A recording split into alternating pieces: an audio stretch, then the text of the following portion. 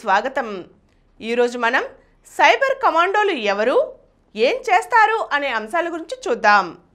అంతకంతకు పెరిగిపోతున్న సైబర్ నేరాలను అడ్డుకునేందుకు కేంద్ర ప్రభుత్వం తాజాగా ఓ దృఢ సంకల్పం తీసుకుంది.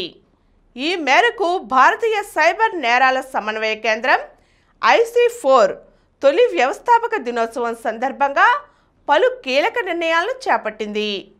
డిజిటల్ మోసాలపై పోరాటానికి తోడుగా వివిధ వసతులకు జరిగే నష్టాన్ని నివారించడానికి సైబర్ కమాండోలను నియమిస్తామని హోంమంత్రి అమిత్ షా వెల్లడించారు. ప్రపంచ డిజిటల్ లావాదేవీల్లో 46% వాటా ఇండియాదే.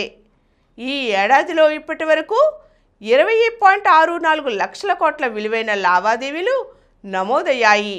ఎల్లలు లేకుండా చెలరేగుతున్న డిజిటల్ దొంగల ఆగడాలను అరికట్టడానికి రానున్న 5 ఏళ్లలో 5,000 మంది సైబర్ కమాండోలను సమాయత్తం చేయాలని కేంద్రం నిర్ణయించింది.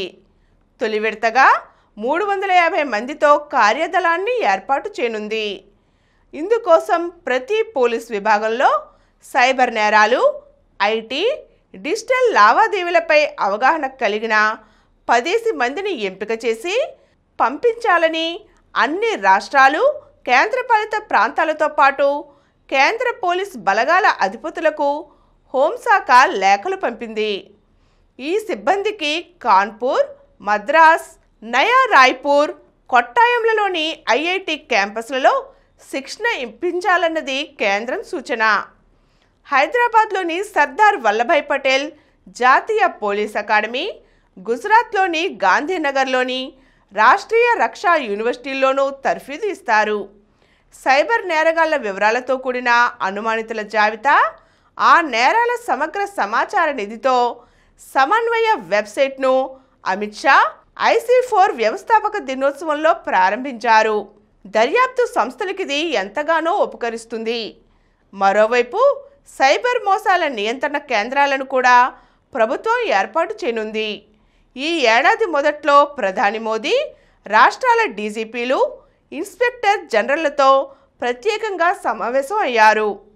సైబర్ నేరాలు, వాటి నియంత్రణకు తీసుకోవలసిన చర్యల గురించి వారితో చర్చించారు. సైబర్ కమాండోల నియామకం వంటి వాటికి అప్పుడే బేసం పడింది. ఆ క్రమంలోనే ఆన్లైన్ మోసాల నియంత్రణకు భద్రతా ఏజెన్సీలను, కృత్రిమ మేధను వినియోగించాలని అమిత్ షా సూచించారు.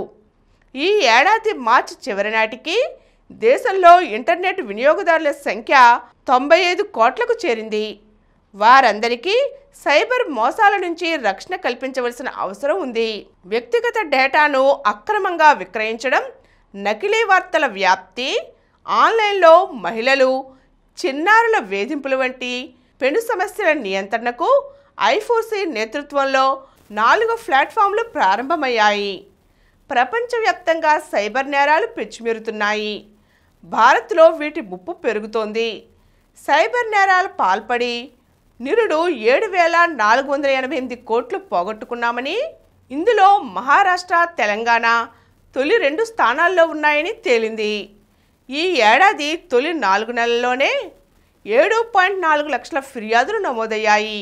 ఆన్లైన్ పెట్టుబడులు, షేర్ మార్కెట్లో లాభాలు వచ్చేలా చేస్తామని OTP ఆధారిత మోసాలు, గేమింగ్, బెట్టింగ్ యాప్ల పేరిట జనాన్ని దోచుకునే ఘటనలదే సైబర్ నేరాల్లో అత్యధిక వాటా. డిజిటల్ మోసాలకు సంబంధించి నిత్యం 7,000కు పైగా ఫిర్యాదులు వస్తున్నాయి. కేవలం సైబర్ కమాండోలు, కేంద్ర భద్రతా సంస్థలు, రాష్ట్ర పోలీస్ విభాగాలతోనే డిజిటల్ మోసాల నియంత్రణ సాధ్యం కాబోదు. డిజిటల్ లావాదేవీల్లో కీలక భాగస్వాములైన బ్యాంకులు, ఇతర ఆర్థిక సంస్థలు, టెలికాం సర్వీస్ ప్రొవైడర్లు, IT కంపెనీలతో పాటు చెల్లింపుల యాప్లు, ఈ-కామర్స్ వేదికలు ఇందుకు కలిసి రావాలి. వీటన్నిటి భాగస్వామ్యంతో సమిష్టి వ్యూహాన్ని రూపొందించి కార్యాచరణకు దిగాలి. సైబర్ నేరగాళ్లు ఎప్పటికప్పుడు కొత్త పద్ధతుల్లో జనాన్ని మోసగిస్తున్నారు. అందుకే వాటిని ముందే పసిగట్టడం, ముందే వాటిని సమర్థంగా తిప్పికొట్టడం ఎంతైనా అవసరం. డిజిటల్ లావాదేవీలతో సౌలభ్యం పొందుతున్న ప్రజానికం కూడా సైబర్ నేరాలపై అవగాహన పెంచుకోవాలి. తక్కువ పెట్టుబడి ఎక్కువ లాభాలు తరహాలో ఊరించే వెబ్సైట్లు, యాప్ల వలలో చిక్కుకోకూడదు. రుణ యాప్ల ఊబిలో దిగబడకూడదు. ఈ మేరకు స్వీయ నియంత్రణ పాటించడం సర్వదా శ్రేయస్కరం. ఈరోజు మనం సైబర్ కమాండోలు ఎవరు, వారు ఏం చేస్తారు అనే అంశాల గురించి తెలుసుకున్నాం కదండి. మరిన్ని వివరాలతో మళ్ళీ కలుద్దాం. ఈ కార్యక్రమం మీకు ఎంతో నచ్చింది కదా. ఇటువంటి మరిన్ని వీడియోల కోసం అనతి కాలంలోనే 20 కోట్ల వ్యూస్ సాధించిన సమరం ఛానల్స్ సమర్పించు సమరం సైన్స్ వరల్డ్ ఛానల్కు సబ్స్క్రైబ్ చేయండి, లైక్ చేయండి, మీ ఫ్రెండ్స్కి షేర్ చేయండి. అలాగే ప్రక్కనున్న గంట సింబల్ని ప్రెస్ చేయడం మర్చిపోకండి. Please download Samaram Channels app from Google Play Store and watch your favorite channels. Click the bell icon and subscribe to the channels.